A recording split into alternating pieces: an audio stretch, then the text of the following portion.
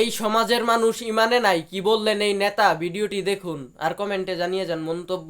ওই ইমানে ওদের ঘুষ বন্ধ করতে পারে নাই, সুদ বন্ধ করতে পারে নাই, পারছে নাকি? সমাজের মানুষের যে ইমান আছে ওইটা না, ওই ইমানে তাদেরকে মুজাহিদ বানাতে পারে নাই, ওই ইমানে তাদের জান মাল উৎসর্গ করে দিয়া জান্নাত কিনার অনুপ্রেরণা দিতে পারে নাই, কাজে ওটা ইমান না। আপনারা ইমান আনতে হবে। আল্লাহ রাসূল যে ইমানের দিকে ডাক দিয়েছেন ওই ইমান। আল্লাহ ছাড়া কারো আইন বিধান মানা যাবে না। আল্লাহ রাসূল যে ইমানের ঘোষণা দেওয়ার কারণে ওনাকে মক্কা থেকে বের করে দেওয়া হয়েছে, সেই ইমান, যে ইমানের কারণে ওনাকে হামলা করা হয়েছে, এই ইমান। অর্থাৎ প্রচলিত বিদ্যমান চলমান মানুষের তৈরি হুকুম বিধান মানি না, এটা বুঝে শুনে আসতে হবে। ইমান আইনে আপনার কাজ কি?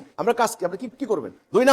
দুই নাম্বার হলো ইমান এনে আর অন্য যারা ইমান আনছে, ইমানদার মোমেন, তাদের সাথে ইস্পাতের মতো ঐক্যবদ্ধ হয়ে, সীসা গলানো প্রাচীরের ন্যায় ঐক্যবদ্ধ হয়ে একজন নেতার নেতৃত্বে জেহাদ করে, যুদ্ধ করে আল্লাহ দেওয়ার দিন প্রতিষ্ঠা করতে হবে। তবে ইসলামের উদ্দেশ্য হাসিল হবে, আপনার মোমেন জনমের সার্থকতা পূর্ণ হবে, আপনি খেলাফতের দায়িত্ব পালন করলেন। নবী এবং সাহাবীরা সারা জীবন এই কাজটা করে গেছেন।